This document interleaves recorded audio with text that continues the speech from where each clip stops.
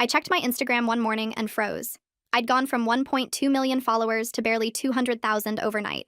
My comments were flooded with death threats and people saying they couldn't believe I'd done something so disgusting and that I deserved whatever was coming to me.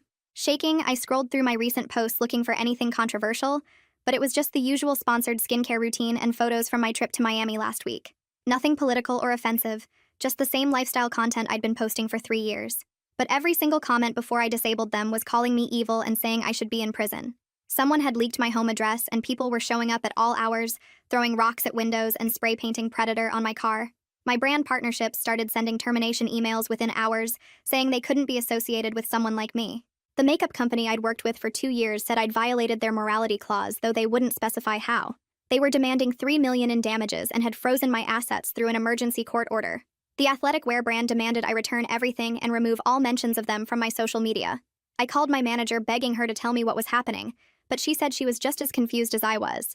She'd been getting calls all morning from brands cutting ties and refusing to say why. My best friend Hazel wouldn't answer my calls. She texted saying she needed space to process what she'd learned about me, and couldn't believe I'd been hiding my true self. When I asked what she'd learned, she blocked my number. 3 days later, someone recognized me at a coffee shop and threw hot coffee in my face while live streaming it. I hired a social media crisis manager who said she'd never seen anything like this. She searched for the source but couldn't find any original post or video calling me out. It was like everyone had simultaneously decided I was canceled without any triggering event. She quit after receiving death threats just for working with me, and her other clients started dropping her too. I thought maybe someone had made a deepfake of me doing something horrible. I reverse searched every image and video looking for manipulated content but found nothing. A digital forensics expert confirmed no fake content of me existed anywhere on the internet. My mom called crying, asking how she'd raised someone capable of what I'd done.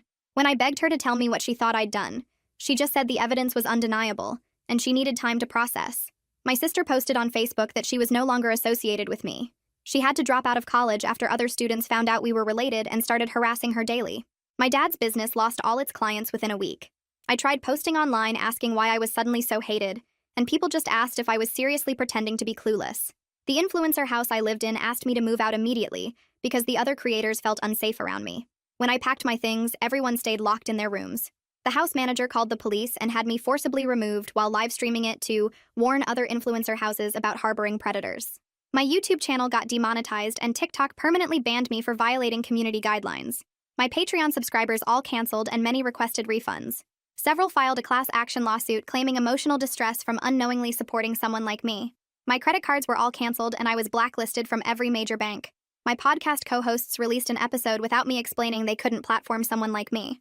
3 months later, I was completely unemployable with 0 followers and living with my parents who barely spoke to me. Actually, I was living in my car.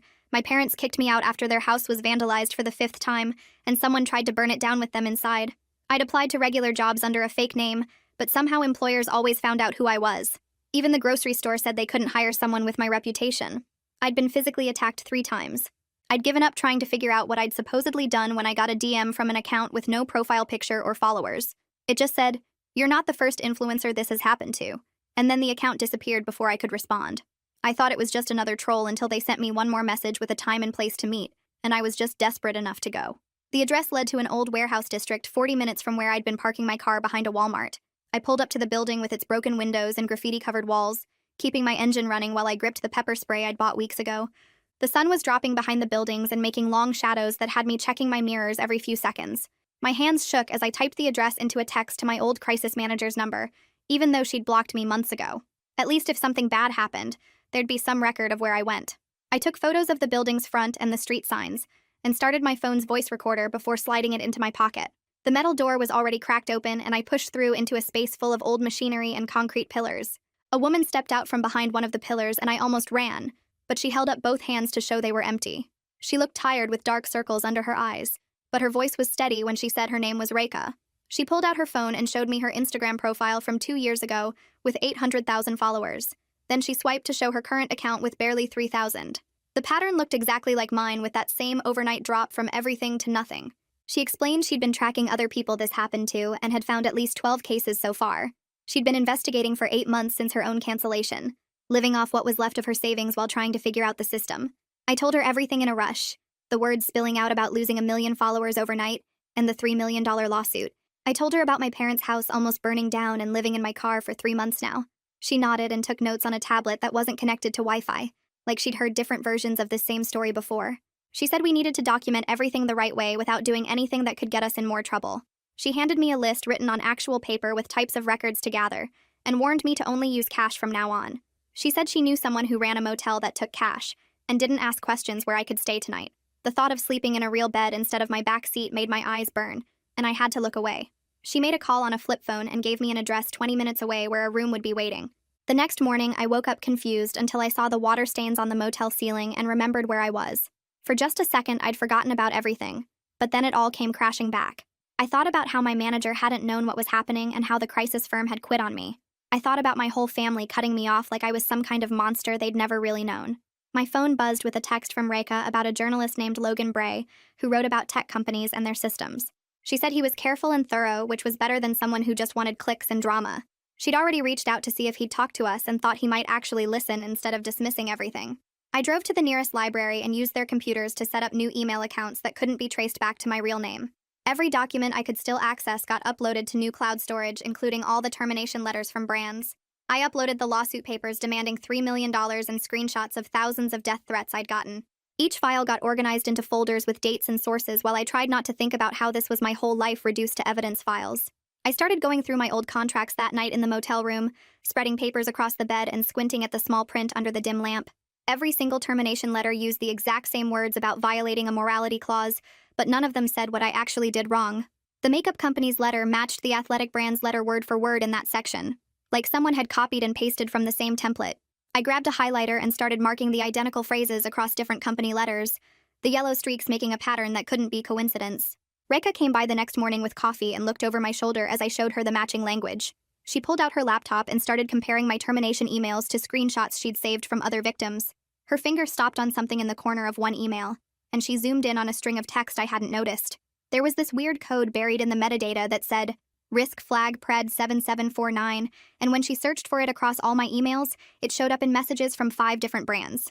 She explained that companies subscribe to shared databases that flag influencers as risks, and this looked like an identifier from one of those systems. That evening, the burner phone Reka gave me rang, and it was Logan, the journalist she'd mentioned. His voice sounded tired but interested as he asked me to walk through my timeline again, wanting exact dates and times for everything. I told him about the overnight follower drop, when each platform banned me, when the brands sent their letters, all while he typed notes I could hear clicking through the phone. He asked for copies of everything I'd documented and gave me an encrypted email address to send them to. The next day, Reka showed me her laptop screen with screenshots of death threats that had been sent to a lawyer who briefly agreed to take her case last year. The messages were brutal, threatening to destroy the lawyer's practice and hurt her family if she kept helping Reka. My stomach turned thinking about dragging more people into this nightmare, but Reka said we couldn't fight this alone. I spent the afternoon calling law firms from a list Isabel had given other victims, using different burner phones for each call. The first firm's receptionist put me on hold, and then came back saying they couldn't take new clients right now. The second firm let me explain for 30 seconds before saying they didn't handle my type of case even though their website said they did reputation law. The third firm actually seemed interested until I said my name, and then suddenly remembered they had a full caseload. The fourth firm said they had a conflict of interest, which made no sense, since I'd never used them or even heard of them before.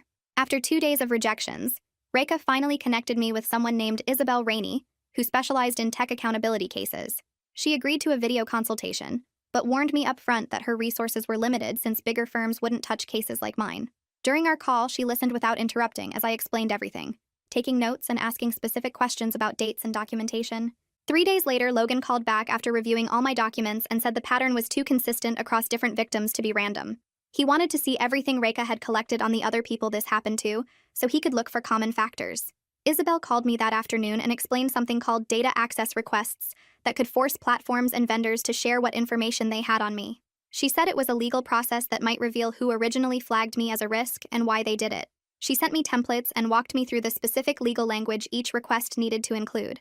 I spent 2 full days at the library writing and filing formal data requests to Instagram, TikTok, YouTube, and 5 companies Isabel identified as reputation management vendors. Each request needed different wording for their specific policies, and I had to include notarized copies of my ID to prove who I was. My hand cramped from signing so many documents, and the notary at the bank started recognizing me by the 3rd trip. Isabel reviewed each request before I sent them, making small changes to the legal language to make sure they couldn't reject them on technicalities.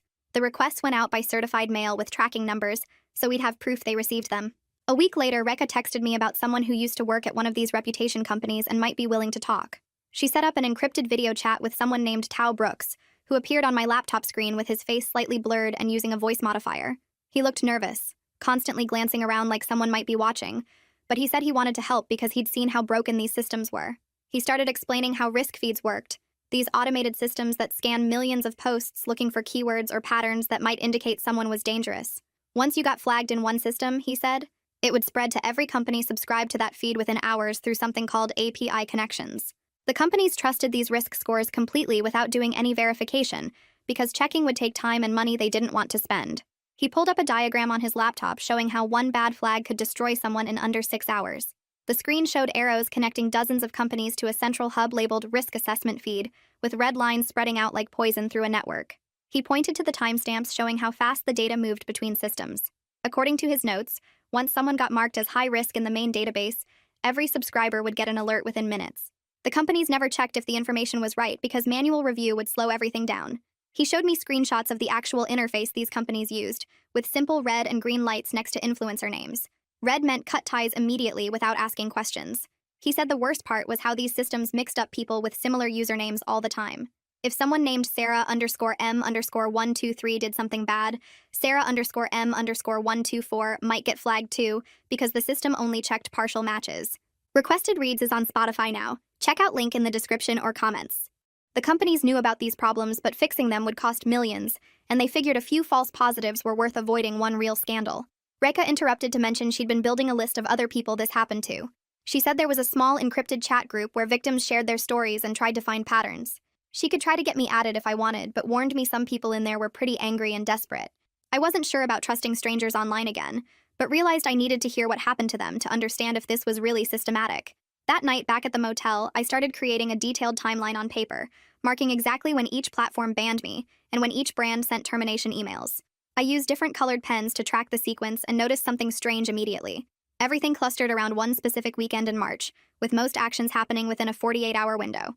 Instagram banned me Friday night at 11:47 p.m. TikTok followed Saturday morning at 6:23 a.m. YouTube demonetized me Saturday afternoon at 2:15 p.m. The brand emails all came between Saturday evening and Sunday afternoon, like dominoes falling in perfect order. Something triggered this cascade that Friday night, but I still had no idea what. I spent the next 3 days calling every brand that dropped me, using different phones and fake names to try reaching someone who might talk. Most hung up immediately when I mentioned my real name. Finally, I got through to someone in customer service at the athletic wear company who sounded young and nervous. She whispered that they'd received a confidential assessment packet about me that weekend, but couldn't say more. Before I could ask another question, she said her supervisor was coming and hung up. At least now I had confirmation that something coordinated happened, not just random decisions by different companies. A week later, the first data access response arrived by certified mail.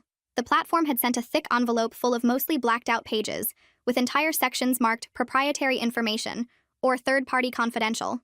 But on page 47, I found one line they'd missed redacting that mentioned an external vendor assessment with code PRED7749, dated that Friday night. The same code I'd seen in several termination emails, finally proving they were all using the same source. My hands shook as I photographed the page and sent it to Isabel. She called within minutes saying this was exactly what we needed to show coordination. Walking back to my motel after mailing more data requests, I noticed a dark sedan had been behind me since I left the post office. I turned right at the next corner and the car followed. I crossed the street and it stayed with me. After 3 blocks of this, I ducked into a convenience store and called 911 from the payphone. The operator sounded bored as I explained someone was following me. 2 officers showed up 20 minutes later and took a report, though they seemed skeptical about the whole thing. They said without a license plate or proof of threat, there wasn't much they could do. I gave them the case number from my previous harassment reports and they said they'd add it to my file. The sedan was gone when I finally left the store an hour later. Isabel sent what she called spoliation letters to 3 reputation vendors the next day, legally requiring them to preserve all records about me. She explained that if they deleted anything now, it would be destruction of evidence, which carried serious penalties including criminal charges. The letters went out by certified mail with signature confirmation required. She said this would stop them from erasing their tracks while we built our case. Meanwhile, Rekha got me added to the encrypted chat group she'd mentioned. Reading through the previous messages was like looking in a mirror. Story after story of overnight destruction. Identical termination letters with the same vague language and those mysterious risk codes appearing everywhere. A fitness influencer lost everything after being confused with someone who promoted dangerous diet pills. A travel blogger got erased because their username matched a scammer's. A gaming streamer lost their entire career when the system mixed them up with someone sharing illegal content. We were all different types of creators, but the playbook used against us was exactly the same. Logan had been digging into the reputation intelligence industry and discovered a small firm called Verdict Tech that kept appearing in our research. They advertised comprehensive risk assessment for brand safety and claimed to monitor millions of influencers in real time. He found leaked documents from a former employee who'd sued them for wrongful termination. Our risk codes appeared multiple times in their internal communications about something called the Automated Flagging Pipeline. The second platform finally sent their data export 3 weeks after my request. Buried in the technical logs, I found my account linked to something called a hashed entity ID that didn't match my actual username at all. When I sent this to Isabel, she got excited immediately. She said this suggested they'd mixed up my identity with someone else entirely in their backend systems. Exactly what we'd been suspecting all along.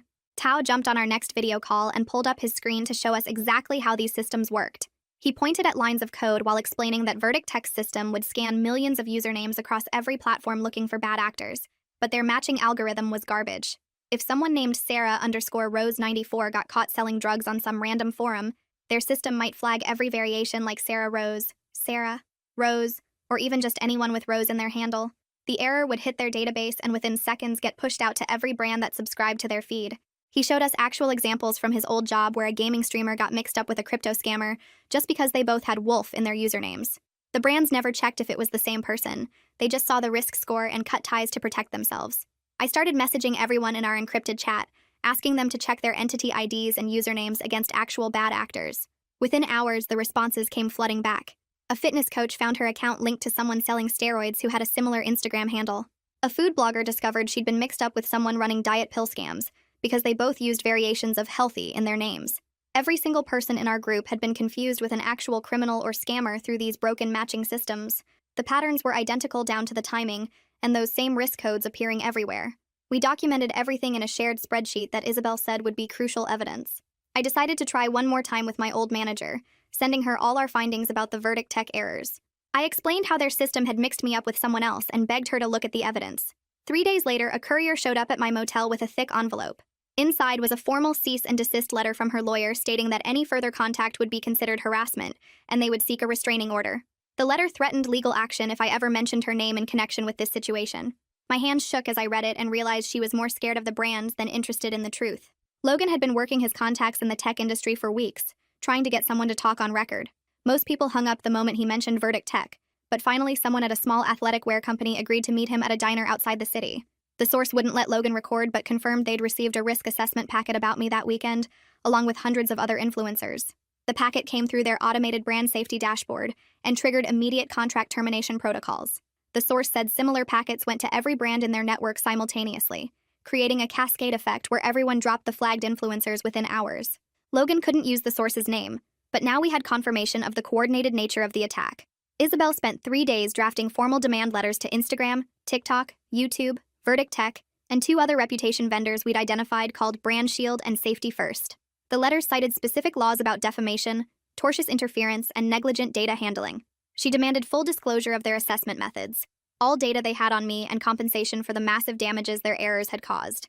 Each letter had to be crafted carefully to avoid giving them any excuse to ignore us or claim we were making threats. She sent them all by certified mail with signature confirmation, creating a legal paper trail we could use later. I was walking back from getting cheap takeout when I noticed my motel room door was open. The window next to it had a huge hole with glass everywhere. The manager was already there taking photos and said someone had thrown a brick while I was gone. We found the brick with Predator written on it in black marker. The manager pulled up the security footage on his ancient computer, and we watched a figure in a hoodie run up, throw the brick and speed off in a car. I called the police and waited 2 hours for them to show up. They took another report and added it to my growing file of harassment incidents. The officer said without a clear view of the attacker's face there wasn't much they could do, but at least we were building documentation. Isabel said every police report strengthened our case about the real-world harm these false accusations caused. 2 weeks after Isabel sent the demand letters, Verdict Tech's legal team finally responded. They denied any wrongdoing and claimed their risk assessment was protected under free speech. But buried in the 3rd page was an interesting admission that they'd discontinued their high-risk influencer feed 3 months ago due to what they called accuracy concerns. They wouldn't admit I was on that feed, but the timing matched perfectly with when I got canceled. Isabel highlighted that section and said it was as close to a confession as we'd probably get from them. The other vendors sent similar denials full of legal language designed to avoid any admission of fault. Then things got weird. An anonymous email showed up in my spam folder with the subject line, You deserve to know the truth. Attached was what looked like internal Verdict Tech documentation, showing their entire risk scoring pipeline. The document had employee names, timestamps, and technical details about how their system worked. It showed how a single false flag from any source would automatically trigger their highest risk classification, which then got broadcast to their entire client base within minutes. I forwarded it to Logan immediately. He spent the next 4 days analyzing every detail of the leaked document. He checked the metadata, cross-referenced the employee names, and even found some of the mentioned internal tools on Verdict Tech's developer forums. Through careful technical analysis and source network mapping, he confirmed the document was real. It revealed massive flaws in how they assessed threats, including no human review process, and no way to correct errors once they entered the system. The document showed they knew about these problems but kept selling the service anyway. Tao took Logan's findings and created a detailed diagram showing exactly how one mistake in Verdict Tech's system could destroy someone's life. He mapped out how a false flag would hit their central database, get assigned the highest risk score, then broadcast to hundreds of brands through automated API subscriptions. The brand's own systems would receive the alert and trigger immediate termination protocols without any human ever reviewing the case. Within 6 hours of the initial error, every brand partnership would be gone, platforms would ban the account, and the person's life would be ruined. The diagram made it clear this wasn't a bug, but a feature designed for speed over accuracy. Isabel said we needed to confront the brands directly with what we'd found, so I drove to the headquarters of the makeup company that was suing me for $3 million. The glass building looked the same as when I'd come here for partnership meetings just 6 months ago. I walked through the lobby holding a folder with all our printed evidence and asked the receptionist to see their brand partnership director. She recognized me and her face went cold before she picked up the phone and whispered something I couldn't hear. 2 security guards showed up within minutes and stood behind me while I waited. The partnership director finally came down, but wouldn't make eye contact and kept backing away when I tried to show her the documents.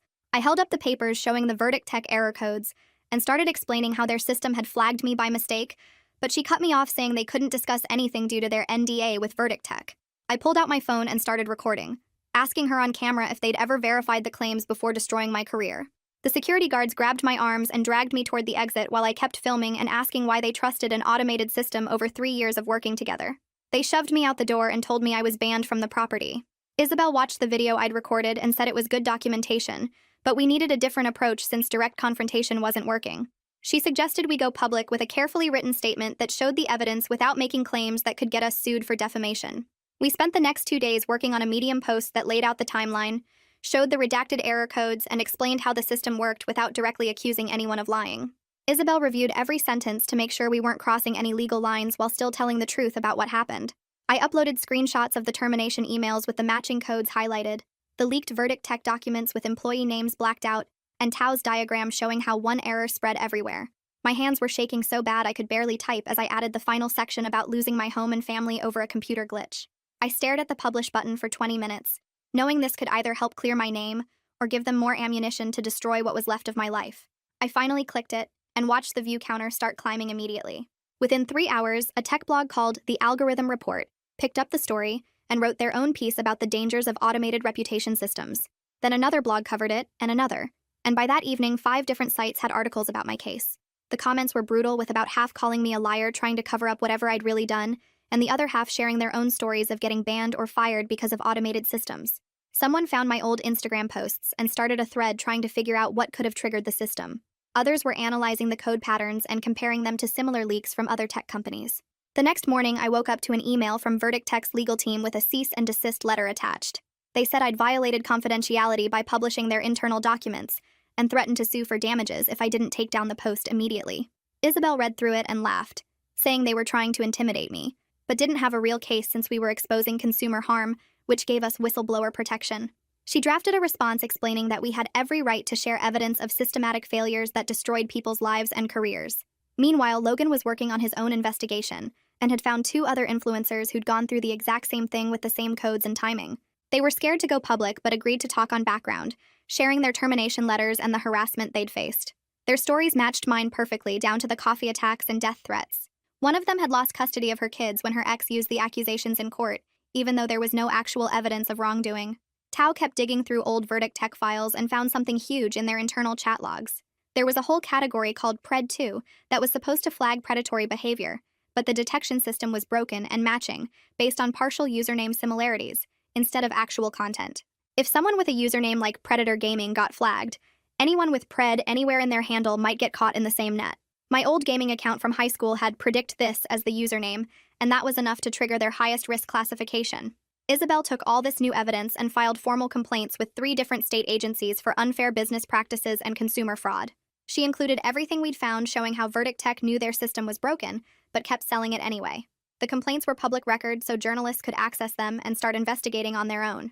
A local newspaper reporter reached out wanting to do a story about the real-world impact of these false accusations. She'd covered the coffee shop attack when it happened, and wanted to follow up on how the harassment had affected my life. I met her at a diner and told her about sleeping in my car, my parents' house getting vandalized and losing every source of income overnight. The article came out 2 days later with the headline, "When Algorithms Destroy Lives," and included photos of the vandalism and police reports. The comment section was less hostile than before, with more people starting to question whether I'd actually done anything wrong. But within hours of that article going live, new rumors started showing up on gossip forums claiming I'd done horrible things that weren't even mentioned in the original cancellation.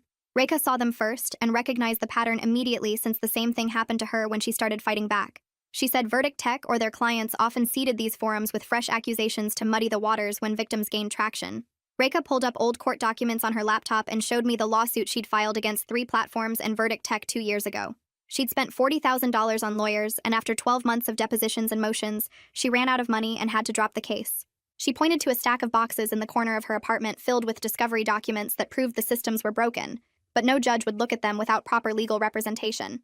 She warned me that even if we won, our names would never be fully cleared because the internet never forgets, but fighting back still mattered for the next person who gets destroyed by these systems. Isabel called me the next morning saying she'd found 3 law students from UCLA who wanted to help prepare subpoenas for their litigation clinic credits.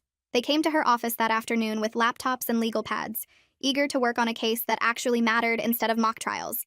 We spent 6 hours going through every document, creating a database of evidence and drafting preservation letters to send to every company that had cut ties with me.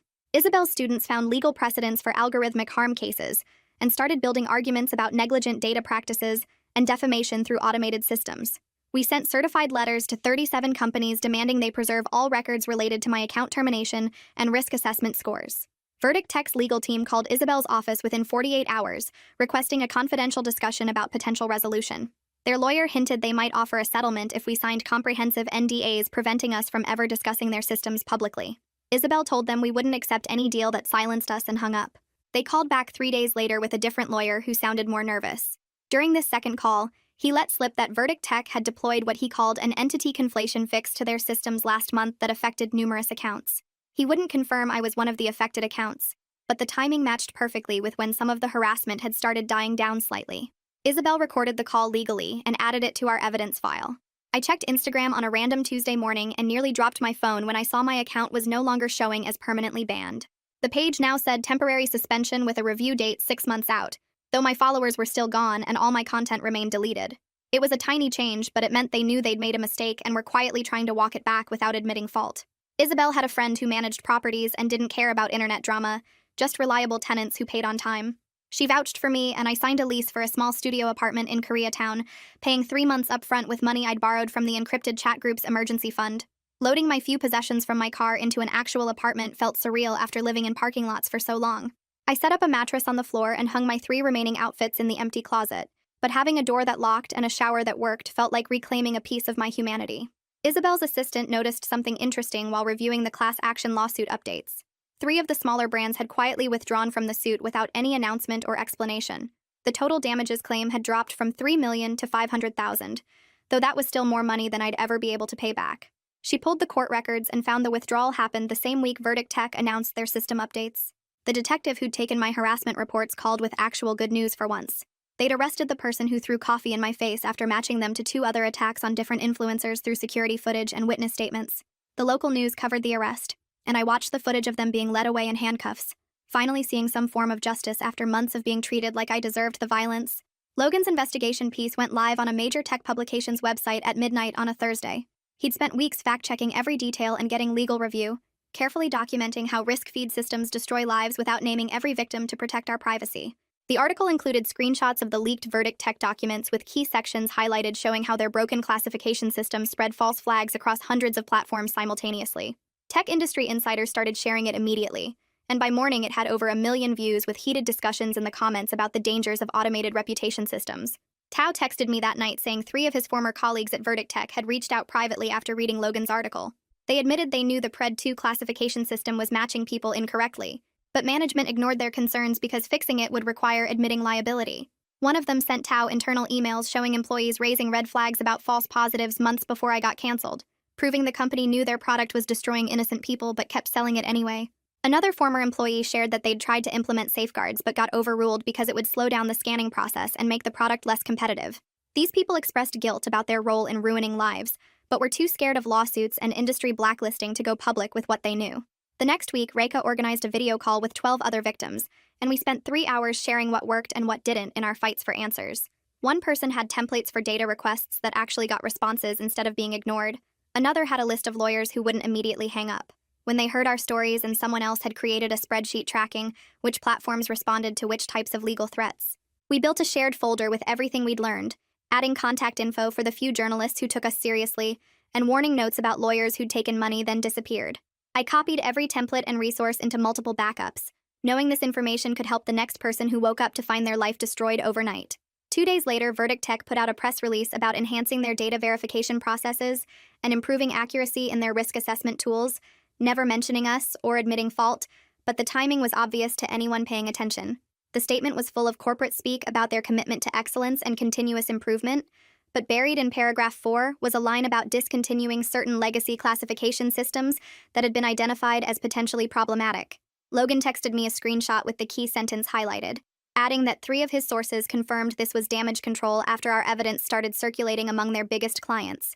I spent the weekend finally accepting what I'd been avoiding for months, that my influencer career was permanently dead, and I needed to find a different way to survive. I updated my resume with a fake name and focused on the technical skills I'd developed: content scheduling, engagement analytics, community management, leaving out anything that could connect me to my real identity. The few interviews I managed to get always ended the same way when they Googled something and figured out who I was, their faces changing from interested to uncomfortable as they rushed through the rest of the questions. Reka called me one afternoon saying she knew someone who needed help managing business social media accounts and didn't care about my past as long as I could do the job. The company imported specialty teas and just needed someone to post product photos, respond to customer comments, and track basic metrics. Nothing that required showing my face or using my real name. The owner met me at a coffee shop, looked at my portfolio of anonymous work I'd done for other victims in our group, and offered me 20 hours a week at barely above minimum wage. I accepted immediately, grateful to have any income that didn't require explaining my situation or worrying about background checks. Setting up their content calendar from my small apartment felt strange but safe. Managing accounts for a business that just wanted more engagement on their tea photos instead of influence over millions. My sister's text came while I was scheduling posts about a new green tea blend. Just 3 words at first asking if we could talk. She'd read Logan's article and wanted to understand what really happened, though she was careful to say she needed boundaries about what we discussed. We agreed to one phone call where I could explain the technical stuff about Verdict Tech's systems without getting into the emotional damage of being abandoned by everyone I loved. She listened for an hour, asked a few questions about the documentation, then said she needed time to process everything before we talked again. Isabel filed our lawsuit 2 weeks later, focusing specifically on the entity conflation that destroyed our lives and the measurable damages from false data being sold as fact. She'd found 3 technical experts willing to testify about how Verdict Tech's system couldn't distinguish between similar usernames across platforms, treating anyone with vaguely matching handles as the same person. The filing was dense with technical details about data processing, probability matching, and the lack of human verification before destroying someone's reputation. She said we had a strong case for setting precedent about accountability when automated systems sold false information as verified risk assessments. The podcast invitation came through our victim support network. Someone who'd been covering tech accountability wanted to hear from someone who'd lived through algorithmic destruction. I spent a week preparing what I wanted to say, practicing how to tell my story without naming specific people who might sue me for defamation, even though everything I'd say was true. Recording in my apartment closet with blankets hung to muffle echo, I talked for 2 hours about waking up to find my life destroyed by invisible systems no one would acknowledge existed. The host sent me the edited episode before it went live. 45 minutes of my voice explaining how data errors become permanent truth when enough companies buy the same false information. After it posted, dozens of people wrote in with their own stories of unexplained bans, mysterious blacklisting, and careers destroyed by systems they couldn't see or challenge. Sitting at my small desk covered in legal documents, rental agreements, and printed emails from our lawsuit, I wasn't vindicated or restored, but I was surviving with shelter I could afford, steady if modest income from the tea company, and real allies who understood what we'd been through. Most importantly, I had proof that I wasn't crazy or evil. just another casualty of broken systems that companies kept using, because fixing them would mean admitting they'd been selling lies as truth.